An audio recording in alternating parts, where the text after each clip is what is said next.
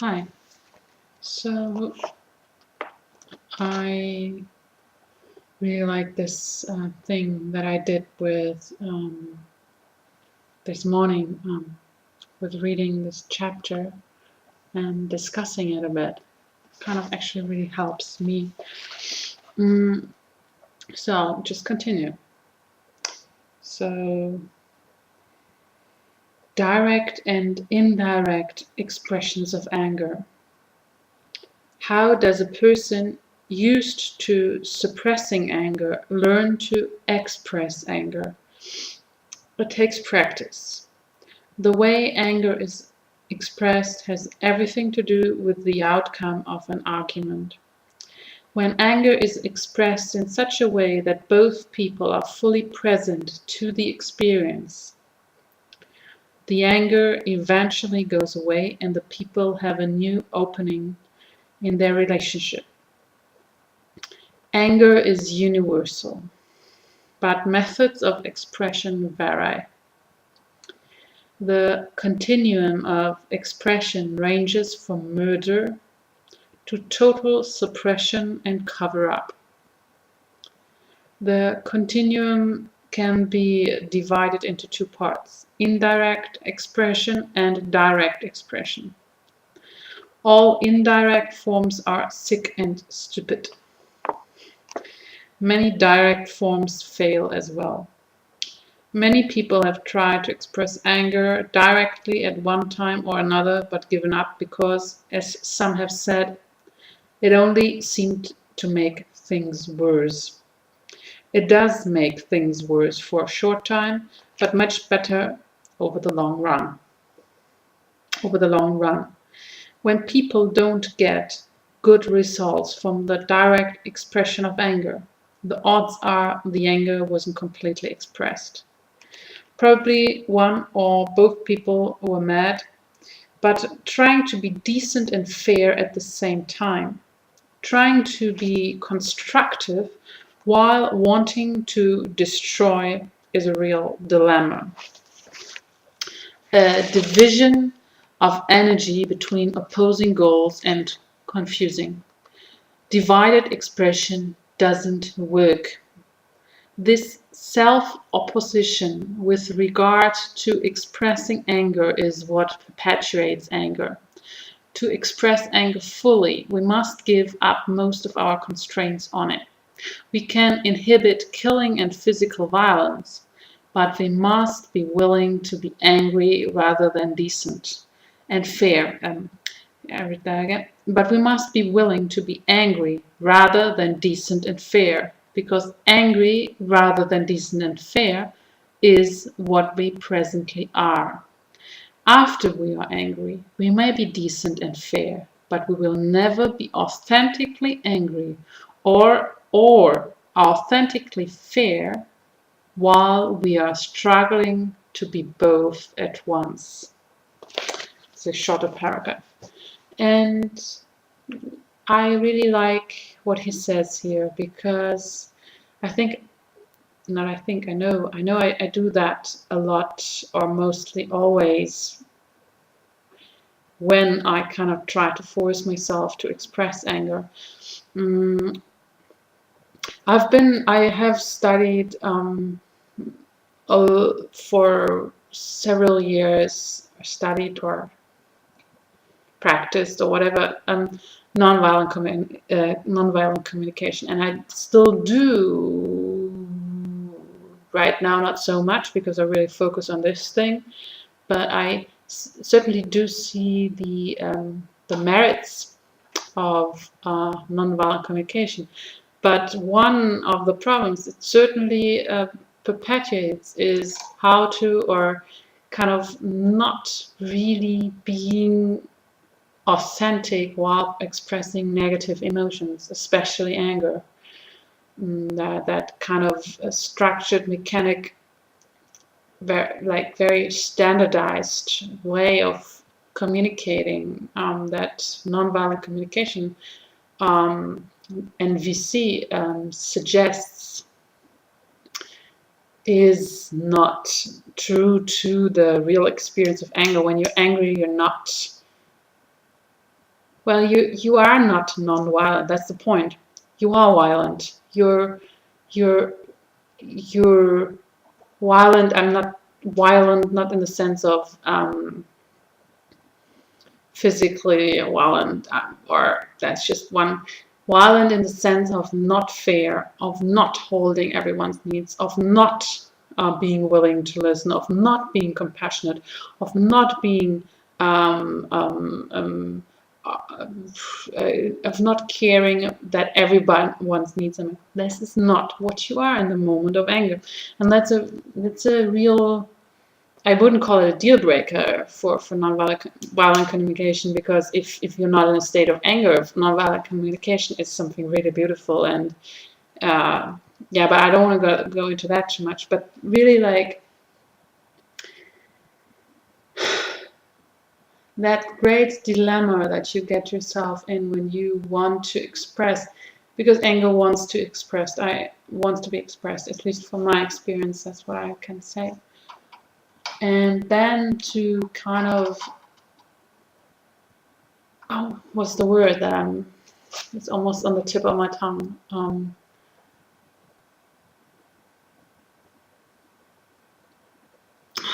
That earlier already.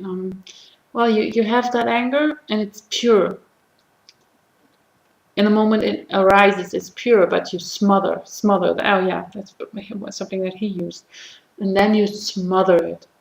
And that's smothering the anger. And I read on a little bit in this chapter, and what Blanton also says, we believe that in fact we're not smothering, but we're doing some good or great deed by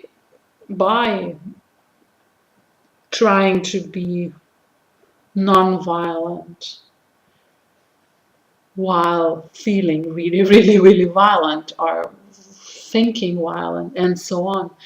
And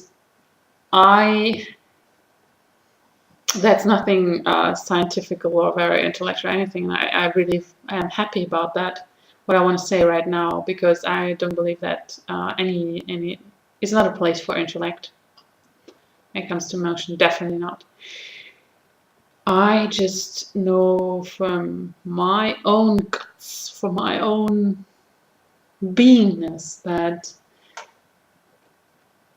I'm doing harm. I have been doing harm. I'm 30 years now, and I've been doing a lot of harm to myself because I've been smothering my anger.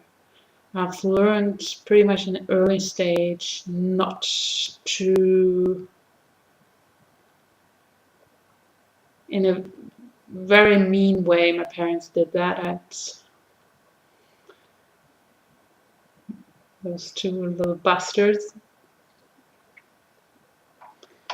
But I'm smiling because in a way it's quite ingenious also, like, wow,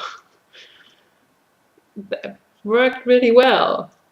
My dad, he would make fun of me when I would be very angry, when I would rage, he would just make fun of me. That's one good way to teach your daughter to cut herself off from anger. And yeah, let me just look into this paragraph again. There's more that I want to say. The self-opposition with regard to expressing anger is what perpetuates anger. Yeah, that's the thing. We believe we're doing a good thing here by splitting our energy in a direction of saying, I try to be as fair as I can while I'm angry.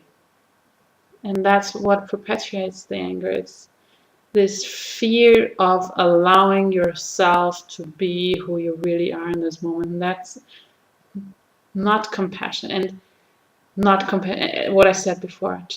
It's a tough one for me. It's really tough because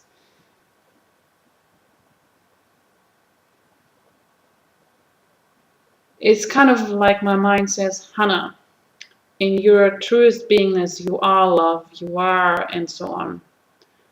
So how dare you really, like, in a way, like, how dare you allow yourself a moment of full-blown hatred, of full-blown violence, of, I'm not talking about I'm talking this vibrational state. How can you really allow yourself while you do know that this is not really you? That's my inner tornness that I'm working on integrating with myself, because I think it certainly is, both voices have good intentions and they really want to be integrated. The voice that says that's who I am, and I am who I am, and I am me. I am who I am, and who I am is always good, no matter what, and I want to express myself. It's a little bit, there's more, but I'm getting only slowly closer to that. And the other one is, how can you allow, like, to really let go of the what is the rose, like on a rowing boat, the rose. I hope so. How can you really, of the steering wheel, how can you let go, really let go? I mean, you can keep it loose, but at least keep your hands on them a little bit. Really let go. How dare you? Scary. But that's so much, like, I really like what he says about how the split of energy, because on an energetic level, for me, things are always easiest to understand and make so much sense. It's such a split, and it rips you apart.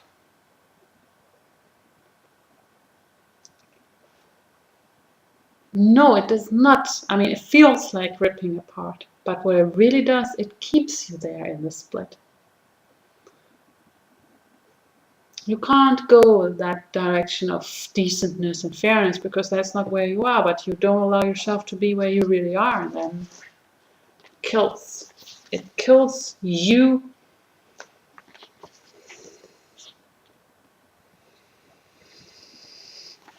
Oh yeah, and another thought that's important for me is basically what Blanton says here. One of the things is that anger that is not expressed is necessarily suppressed, and thereby will always surface again and again. And this is because I really am not so sure about this from my own knowingness, that there's quite some confusion with me, and it makes me think of Abraham Hicks, the teachings of Abraham Hicks, and how Esther Hicks says, basically she says, don't act on your anger, and part of acting on your anger would be expressing your anger. Yeah, she always, not always, these days not so much anymore, but she was a big proponent, is the word, for distracting yourself. Distract yourself. When you have a negative emotion, something about something specific, about something particular, distract yourself.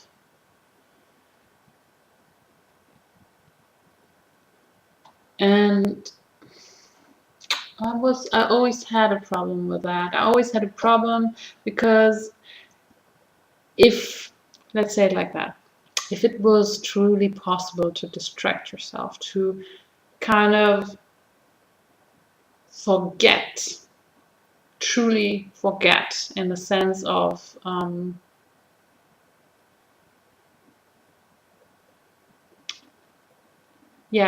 truly forget. And what is the sense of truly forget?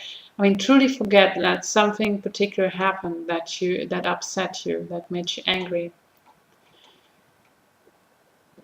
Then I would support this, but with other people, like you have a person and they do something. Like someone shouts at you, or you feel disrespected because, yeah, someone here, that's for me, someone patronizes me. So, yeah, the question is, can I really get over it without expressing my resentment? Blanton says no. Abraham Hicks says yes. And not only yes, but Abraham Hicks says that's the only way. And I don't want to go too much into detail, not one because it would get very lengthy again, but also because I want to let this grow within myself a little more.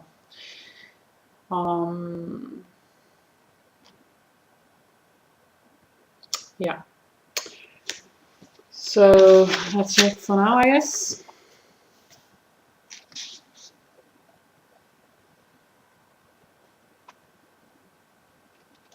Oh yeah, sorry. One thing is when people don't get good results from the direct expression of anger, the odds are the anger wasn't completely expressed. And yeah, truly, completely expressed.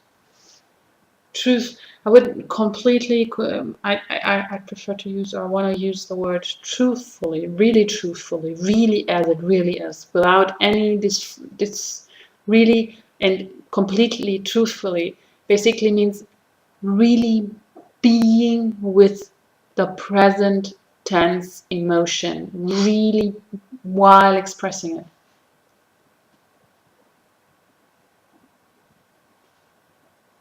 If you achieve that,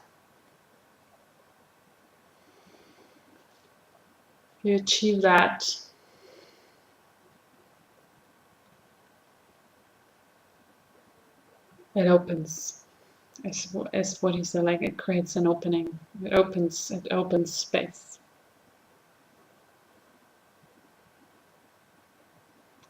We'll talk about that more later. Okay, so much for now.